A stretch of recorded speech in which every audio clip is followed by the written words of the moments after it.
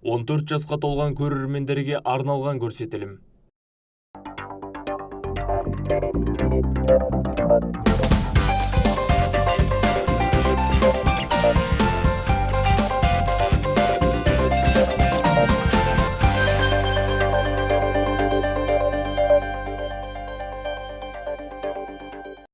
Жалпы не үшін келдіңіз, неге таңдадыңыз мемлекеттік қызметті? Не істейді осы?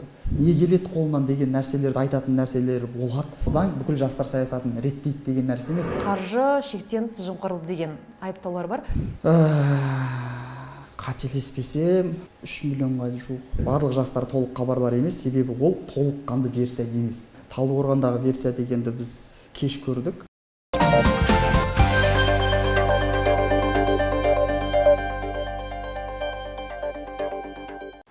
Армысыздар, Тараз 24 телеарнасының көрермендері, кабинет бағдарламасы бүгін Жамбыл облыстық жастар саясаты мәселелері басқармасының басшысы Серікбол Берікқожаның кабинетінде. Қайырлы күн, Серікбол Қайратұлы. Бүгін бізді жаңа ғимаратқа, жаңа кабинетке қонақ қылғаныңызға рахмет. Ендеше өзіңіз таныстыра кетсеңіз. Қош келдіңіздер. Серікбол Берікқожа 1991 жылы туған, заңгер мамандығы бойынша Жамбыл гуманитарлық техникалық университетін бітірген. Пікірсайшы ретінде ұзақ жылғы тәжірибесі бар. Жас Отан қалалық филиалының атқарушы хатшысы, облыстық қоғамдық бақылау және мониторинг орталығының атқарушы директоры ретінде жұмыс істеді. 2019 жылы рухани жаңғыру жобалық кеңсесінің жетекшісі қызметінде болды. Қазір облыстық жастар саясаты мәселелері басқармасының басшысы. Бүгін бізге қазір таңда облыс әкімінің тапсырмасымен осы ғимарат берілді. Жастар орталығы ғимараты біз бастасақ па деп отырмыз. Бұл ғимаратта негізі 2800 квадрат метрді құрайды, 5 этаж. Осының қазіргі таңда бірінші этаж мен екінші этаждарында біз қазіргі таңда жастарға қолайлы ортаны қалыптастыру мақсатында түрлі үйірмелермен шығармашылықты дамытатын, жастардың қабілетін, дарынды жастарды қолдауға бағытталған сектор болатын болса, 3-4 қабат бізде бұл әкімшілік ғимараттары болады. 5-ші қабатқа біз жастар ұйымдарының жеке штабтарын құру мәселесінде қарастырып отырмыз. Себебі облыс әкімі қазіргі таңда барлық жастар ұйымдары, жастар саясатымен айналысатын құзырлы мекемелер осы ғимаратта шоғырланып, бірдей жастар орталығы болады деген тапсырма берілген. Соны қазір таңда жүзеге асырып жатырмыз. Міне біз қазір таңда осы ғимаратқа көшіп келгенімізге бірнеше күндер болды. Қазіргі таңда енді жылу жүйесін енді беріп, қазіргі таңда осы енді жылыту мәселелерін қарап жатырмыз. Алдағы уақытта осы жылдың ішінде бұл ғимаратқа күрделі жөндеу жүргізілетін болады. Сөйтіп барып, реконструкциядан қайта өткеннен кейін барып, жастар орталығы болып ашылады деп жоспардамыз. Демек, 5 қабат толығымен сіздердің меншіктеріңізде? 5 қабат толығымен бізде жастар ресурстық орталығының меншігіне берілген, яғни жастар орталығы деген атаумен ғимаратты ашатын боламыз. Қай уақытқа жоспарлап отырсыздар? Енді жоспар жылдың соңына дейін деп отырмыз. Енді құрылыс жұмыстарының қаншалықты ұзақ болатындығын енді біз мемлекеттік сатып алу бар, сонымен қатар құрылыс компанияларының жұмыстары бар. Сол себептен келесі жылға өткізбей, осы жылы бітіреміз деген жоспар бар. Негізі бірақ келесі жылға да созылып кетуі мүмкін. Себебі қазір таңда біз енді мынаның не дейді ғой, сметалық құжаттарын дайындау үшін конкурс қойып жатырмыз. Содан кейін барып, ол дайын болғаннан кейін барып құрылысқа береміз деп отырмыз. Біз қазір бірінші басшы сіздің кабинетіңіздеміз. Бұл жерде жөндеу жұмысын өткізесіз, иә? Бұл жер негізі басшының кабинеті болмайды. Негізі бұл екінші қабат болғаннан кейін, екінші қабатта бізде коворкинг орталық, актовый зал, конференция зал, сосын бірнеше оқыту кабинеттері, сосын барып музыкалық студия деген кезде мынау өлең жазу студиялары болады, дыбыс жазу студиялары, сонымен қатар фото-видео студия болады. Бұл екінші қабаттың барлығы солай жабдықталады. Демек қазір уақытша отырмыз осы жерде. Себебі бұрын бұл жерде отырған мекеменің басшысының кабинеті мен орынбасарының кабинеті болған. Сол себептен қазір бұл кабинет толыққанды пайдалануға мүмкіндік болғаннан кейін біз уақытша отырмыз. Жөндеуден кейін екінші қабатта емес, біз үшінші қабатта отыратын боламыз. Ал бірінші қабат бағана кірген кездегі бірінші қабатта ол жастарға қызмет көрсету орталығы жұмыс атқаратын болады. Әдетте бірінші басшылардың көпшілігінде демалыс бөлмесі болады. Біз қазір байқап отырсақ, қарама-қарсы қабырғада дәл сондай есік тұр, сондай демалыс бөлмесі ме болды? Жалпы қазіргі таңда соңғы заңға өзгертулерге енгізілуіне байланысты бірінші басшылардың кабинеттерінде демалыс бөлмелері болуға тиіс емес. Сол себептен бізде бұрынғы отырған ғимаратта да болмаған, осы отырған ғимаратта да болмайды деген талаптар бар. Сол себептен біз енді реконструкция жасамағаннан кейін біз уақытша отырмыз. Бұл жақта демалыс бөлмесі бұрын кездегі немен болған, сосын оны осы бұрынғы отырған мекеменің басшысы мұрағат ретінде пайдаланған екен, архив жасаған болатын. Сол себептен бізде оны қазір жоспарлап жатырмыз. Енді бізде ғимаратты реконструкция жасағанша қазір таңда келесі жылға дейін бұны мұрағат ретінде пайдаланамыз деген ойдамыз. Қазір бос тұр ма көруге? Иә, қазір бұл жақта бос, ешқандай нәрсе жоқ. Жалпы бұл жерде енді архив мұрағат ретінде пайдаланған. Қазіргі таңда енді бос тұр ғимарат бөлме.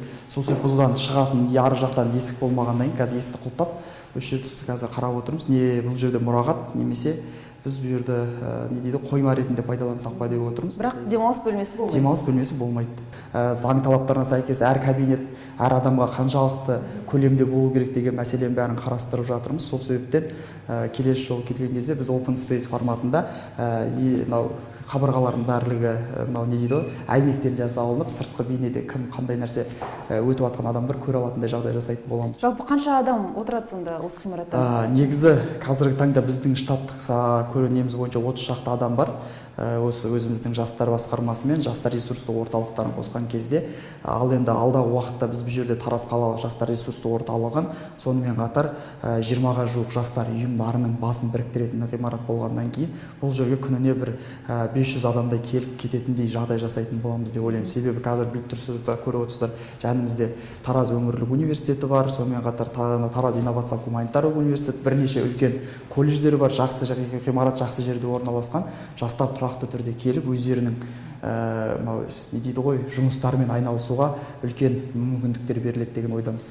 Рахмет, ендеше шағын экскурсияңызға алғыс білдіреміз, ал негізгі интервьюді сіздің кабинетіңізде жалғастырсақ.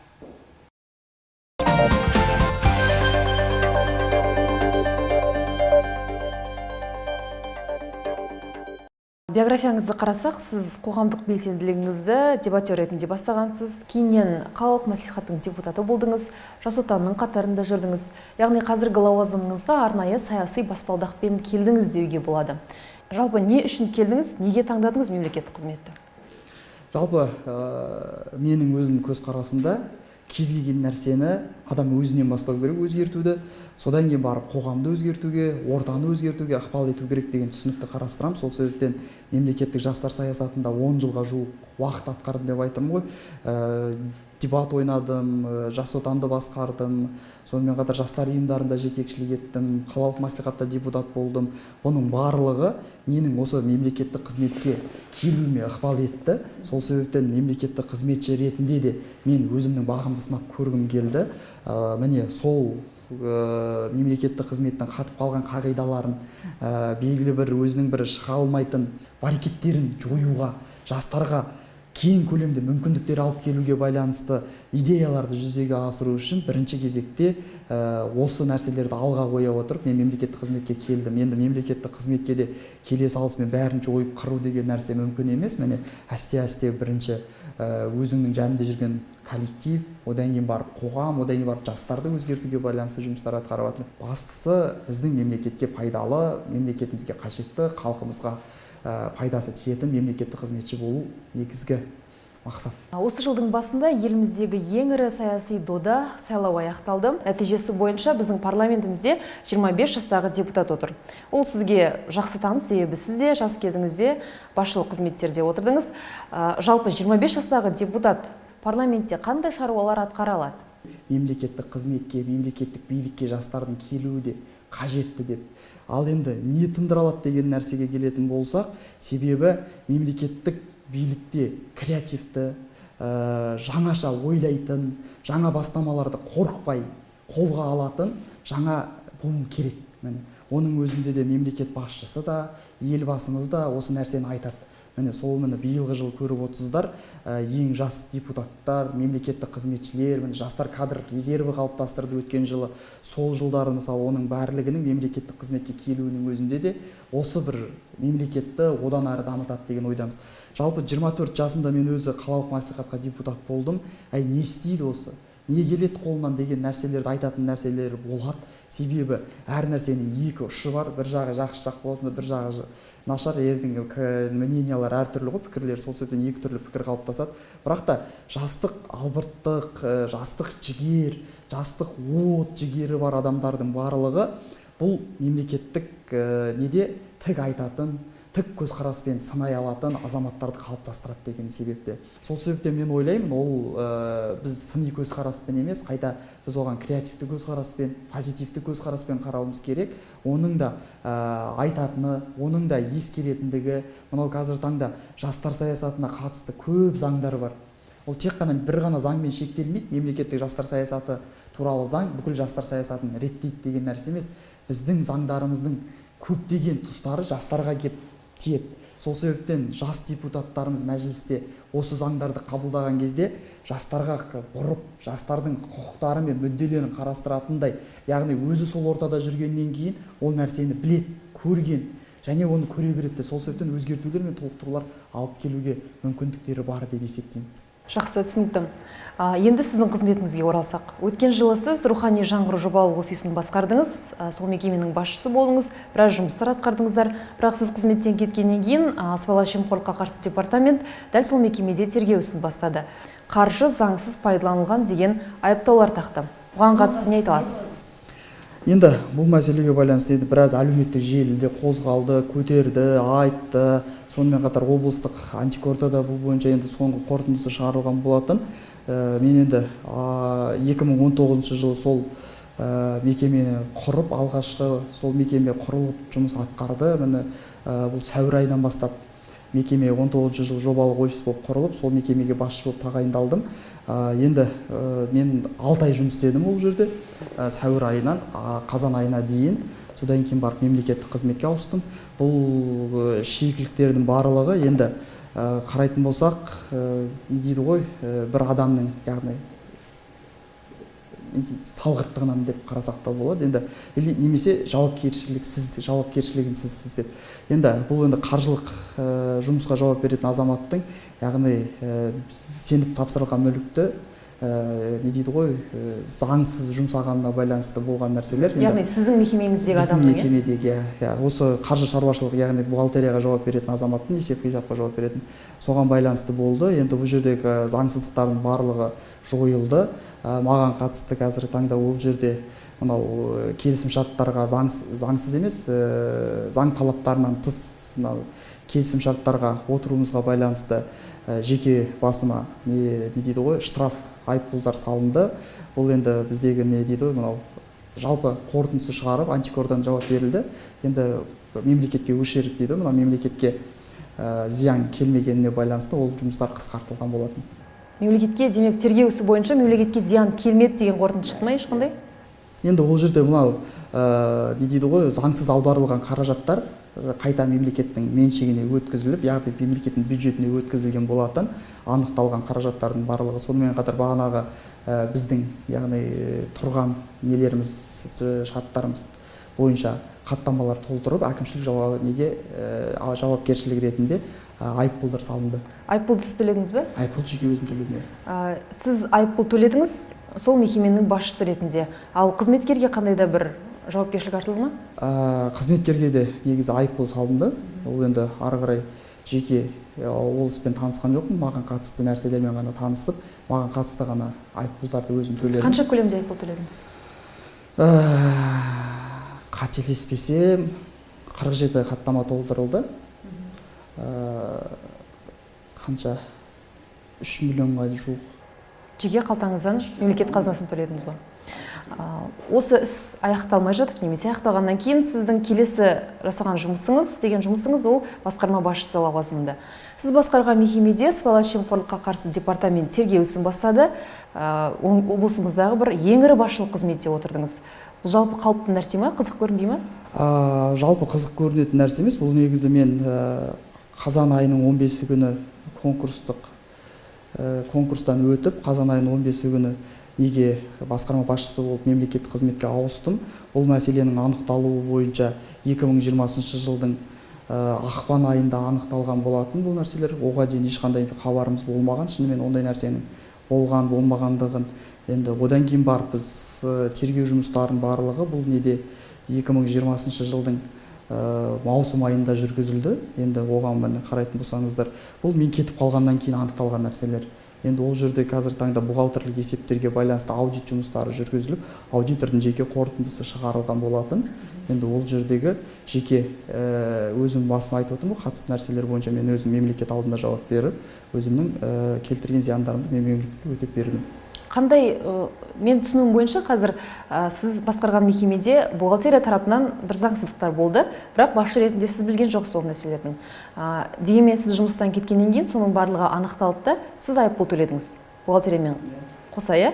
Демек, неге сізге айыппұл салынды? Бұл жерде жеке келісім шарттарға қол қойылған мәселелер бойынша заң талаптарына, яғни сіздің қолыңыз болған үшін? Менің қолым болған үшін. Бұл жерде не дейді, келісім шартқа қол қойған 47 келісім шарт бойынша 47 хаттама толтырылып, ол бойынша жауапкершілікке айыппұл салынған болады. Түсінікті, жауабыңызға рахмет.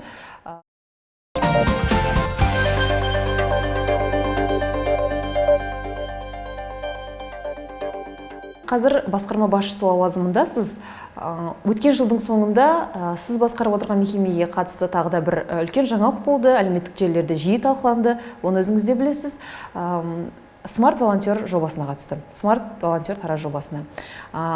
Өткен жылдың соңында өткізілген брифингте сіз 65 миллион теңгенің, оның құны 65 миллион теңге тұрады, не үшін жұмсалғанын, не себепті қымбат екендігін ашып түсіндірдіңіз.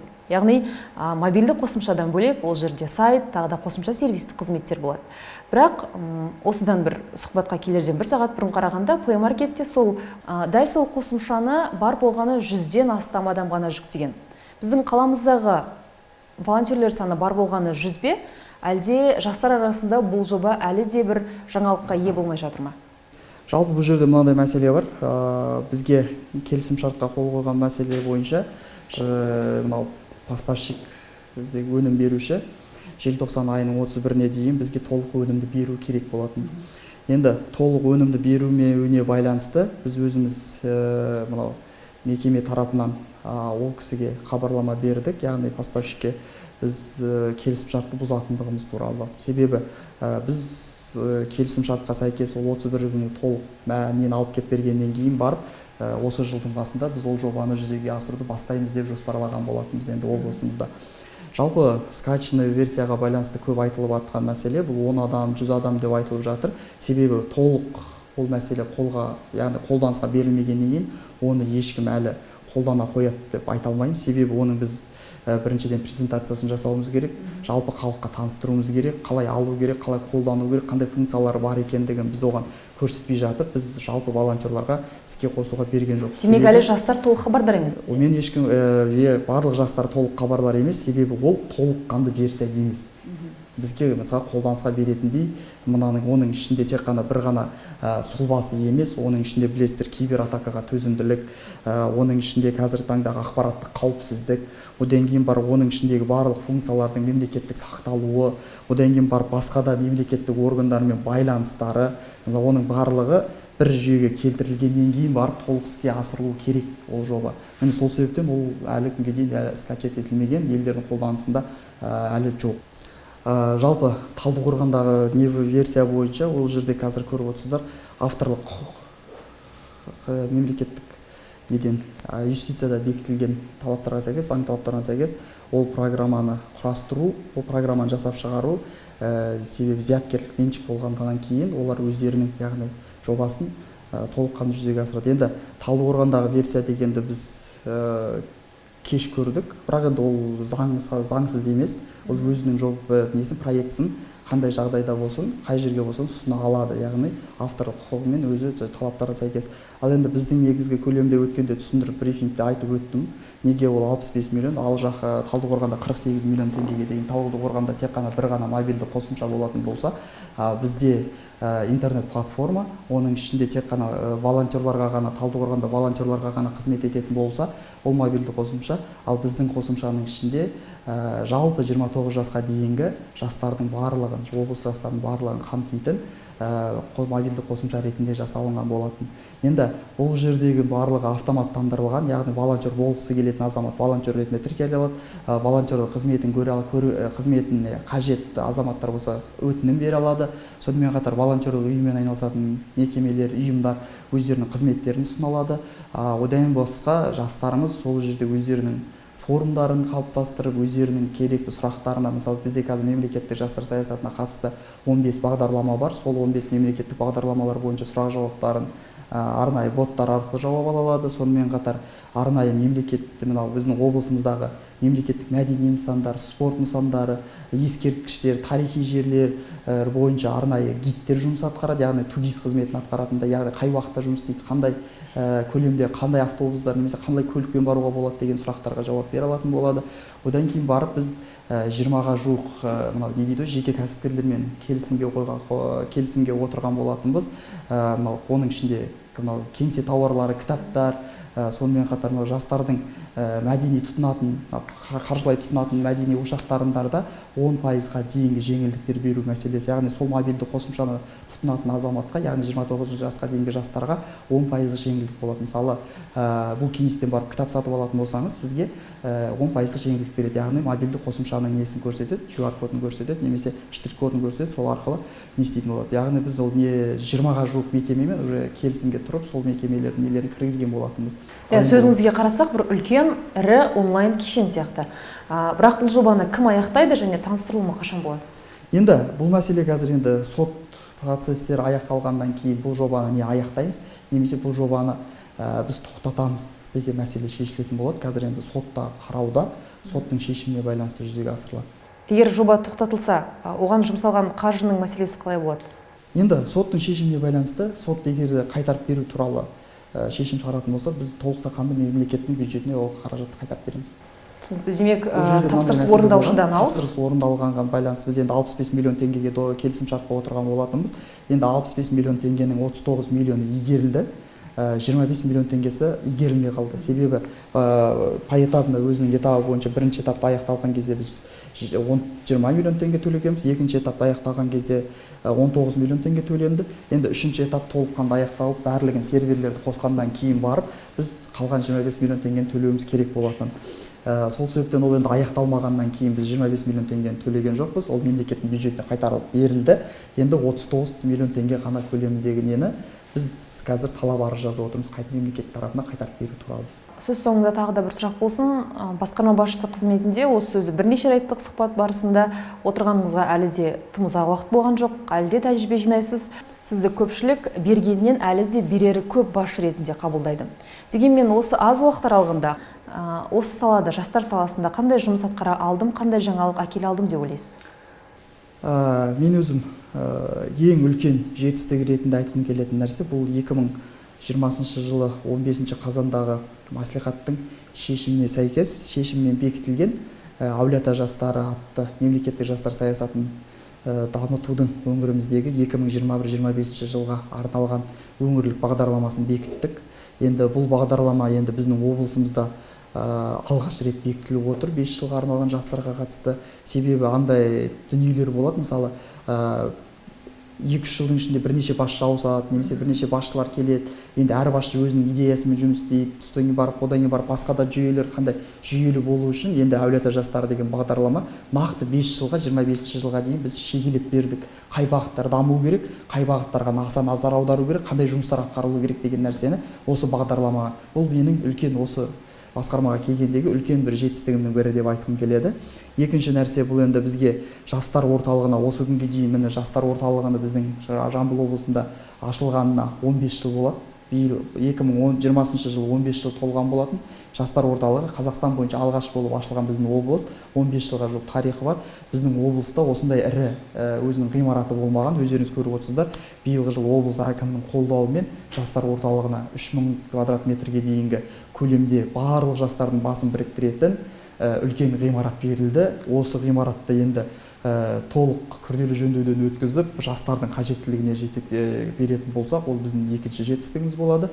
Үшінші нәрсе, біздің облысымызда енді әулиеата үміті атты жастар сыйлығы алғаш рет тағайындалды. Өздеріңіз көрген 2019 жылы келген жылы мен осы жобаны облыс әкіміне ұсынып қолдау тауып 15 номинация бойынша 15 жасқа сыйақы бердік. 2020 жылы 17 жасқа сыйақы бердік. Бұл жобада ары қарай жалғасын табады. Яғни бұл жастарды қолдау, дарынды шығармашылық жастарды табу, мотивация сыйлаудың негізгі факторларының бірі. Осы үш жетістіктің жасалған жұмысты мен өзімнің жүйесі бір жылда атқарған жұмыстарының жетістігі деп қарастырамын. Бүгінгі ашық сұхбатыңызға рахмет. Алдағы қызметіңізге тек табыс тілейміз. Сізге де рахмет.